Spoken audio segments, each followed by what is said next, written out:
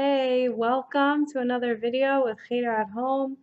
My name is Hannah, and today I'm going to be talking about self-esteem. Self-esteem is so important to teach to kids because kids that have high self-esteem are happier, they love themselves, they love God. The greatest gift, the greatest tool that we can give to our kids is to have that high self-esteem, especially even to ourselves as parents, especially to ourselves, because we're not going to be able to teach self-esteem if we ourselves don't have.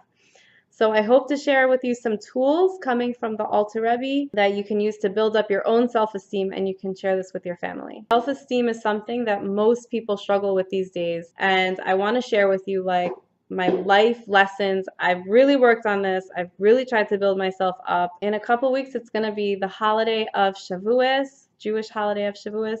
And that holiday is the day that the Jews received the Torah on Mount Sinai, or Har Sinai in Hebrew. There's a story connected to Shavuos about why God chose Har Sinai as the mountain to give the Torah on.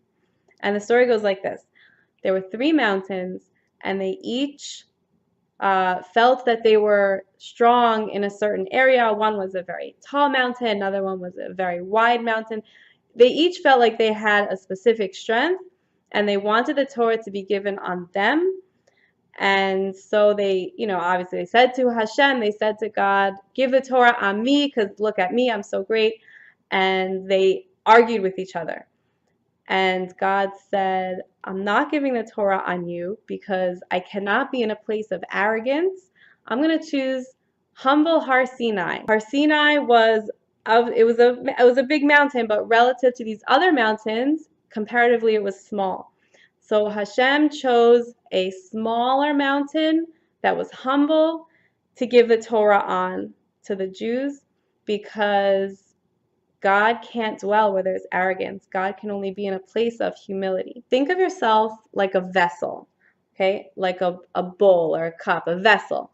And the more I, me, self, ego, the less space there is for God. The emptier the vessel, the more space there is for God. And that's humility. God could not give the Torah where there was arrogance. But I think it goes so much deeper than that, because where does self-esteem come in? When I hear that mountain story, I personally am like, there is no problem coming to God and saying to God, these are my strengths. I'm strong in this area, and this area. I would like the mitzvah of having the Torah be given on me.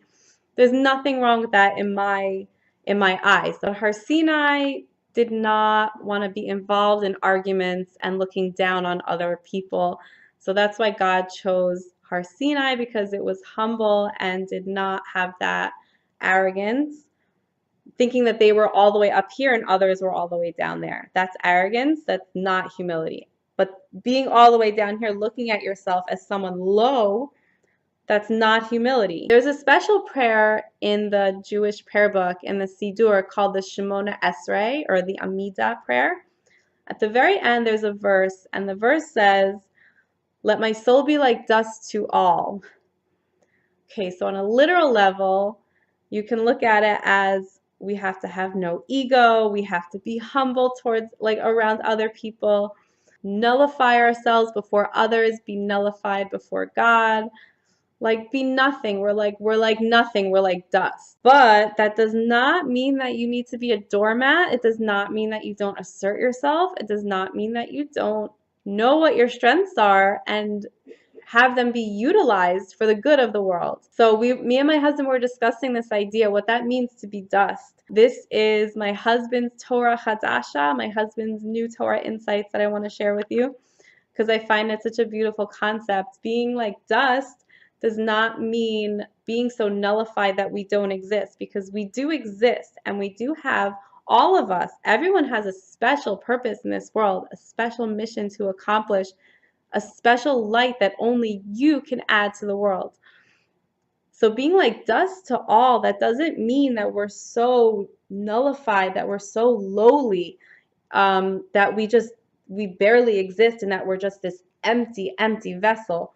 No, it means that when we're out there in the world and we're trying to accomplish something and bringing our light, shining our light, moving somewhere, like we're raising a family, we're homeschooling, and there is a lot of jealousy, there's a lot of negativity, and people that want to bring you down because they're just jealous.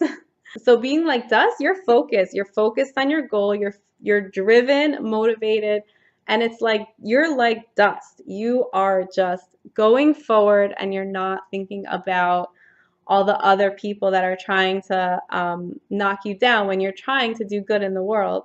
There's always going to be people who are going to try to knock you down.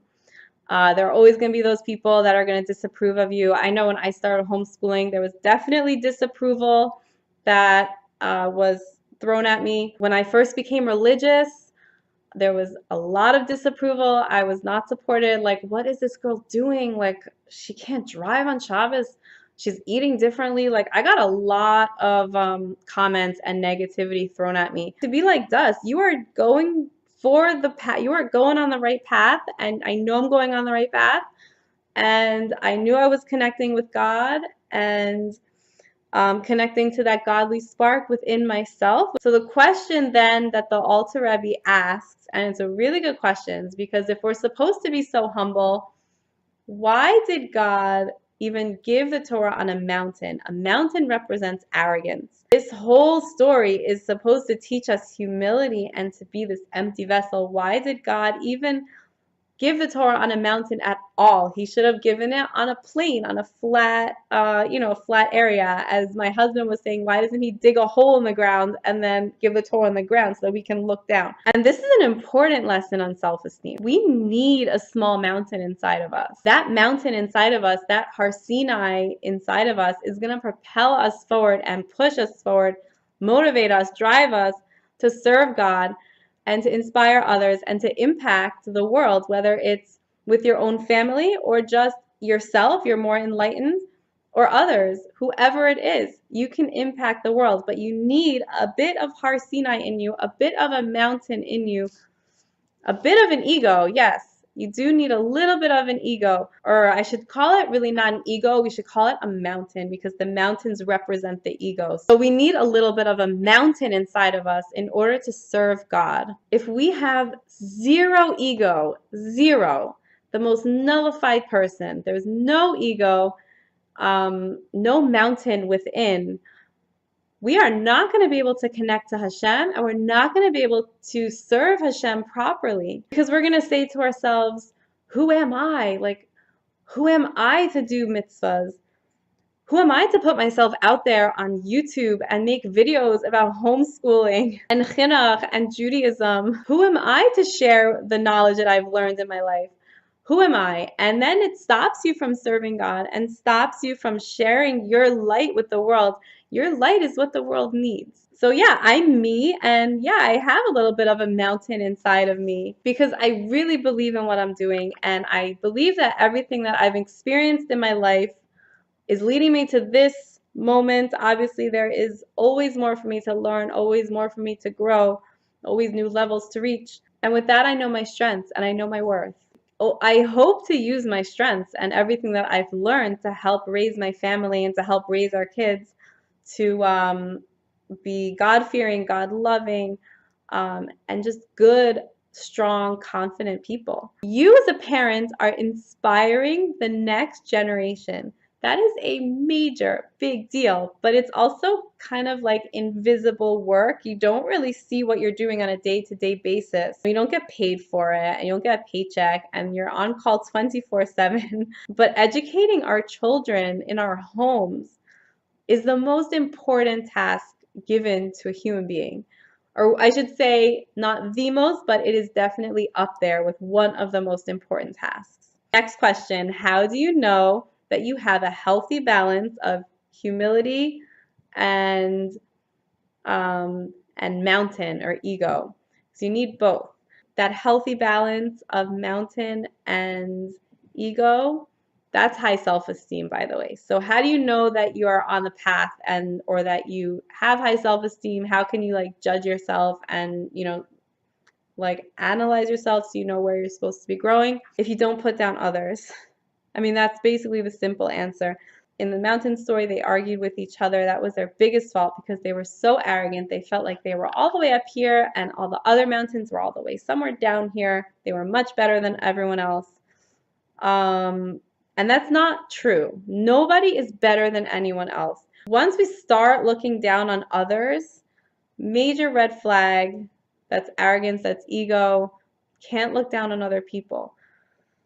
And I will even go so far as to say that when we look up too much at other people, that's also not a healthy sign, because you're looking up at someone else and you're like almost putting them on this pedestal, and you're somewhere down here, but you're not down there. You don't know souls. Like, we don't see each other's souls. We see the bodies. Our souls are all one. We don't know which soul is from a greater place or which soul is a lower soul. We don't see that. Only God knows that answer. We are all equal. Okay? Inside, we are all the same.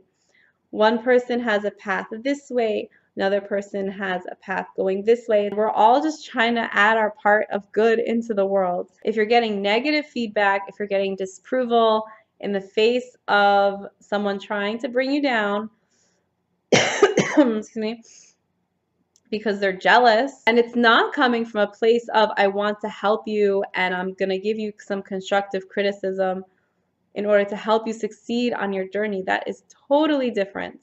This is in the face of disapproval and negativity and jealousy. You're like dust. You keep moving forward, focused, driven, motivated. I mean, we're all trying to make our imprint in the world. We can't do that. We can't make an imprint on the world and use our strengths and put ourselves out there without having some kind of mountain inside of us. So we need that mountain. We need that mountain to connect to God and have that love for other people. We can come to God and ask God from a place of humility. God, please use my strengths for the good of the world. That's all I have for you today. I'll see you next week.